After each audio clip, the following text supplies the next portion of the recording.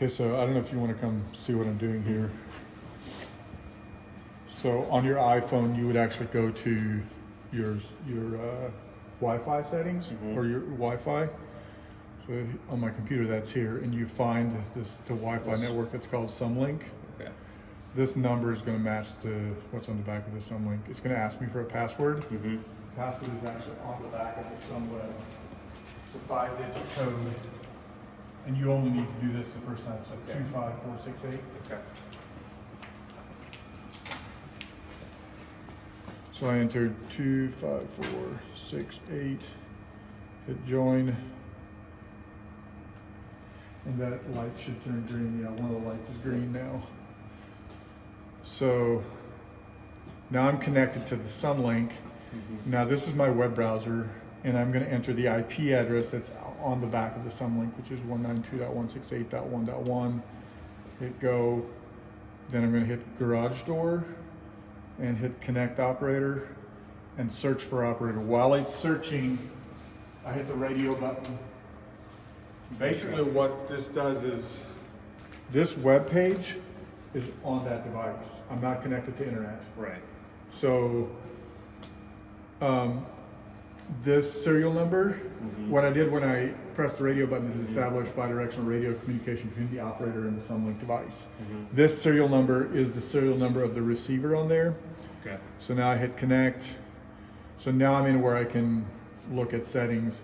Info is stuff you use for like diagnostics. You can see how many cycles it's run, force curves, all of that. Settings is where we want to go to change, specifically in this case, automatic closing. They come factory preset at 30 seconds or 5 seconds after the safety beam is cleared, which you probably want to leave. That's usually fairly standard. If they want to make it longer, you would go right here. So it's set at 30. In any of them, you can pick it up and drag it, or you can type it in. Okay. So I'm actually going to leave that one at 30 because that's usually pretty normal. For retirement communities, you might not need the shortening of stay open time just because it's not a public garage where people are trying to get in. But we could leave that for now.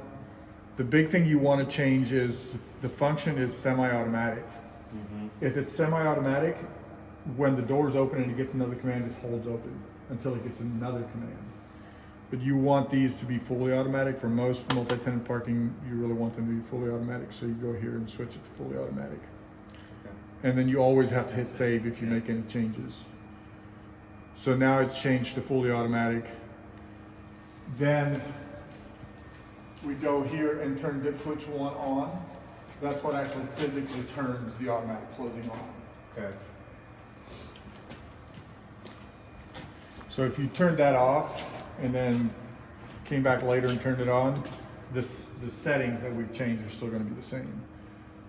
So if I click into this again, it shows me whether dip switch 1 is on or not.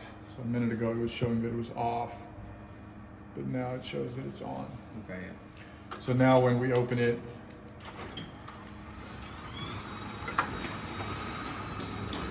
we could let it time out the full 30 seconds. I'll go ahead and break the beam.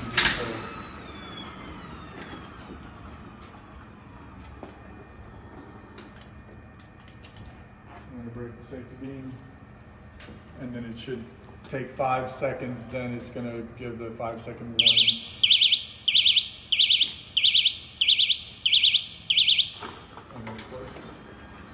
So one more thing here, just in case you want to look at this on the early warning time safety facilities. This is where the preset is at 5 seconds, right there. So if they wanted that to just chirp instead of going 5 seconds, you could turn this down. Okay. So that's what I talked about with the superintendent earlier, and he said just leave it like this.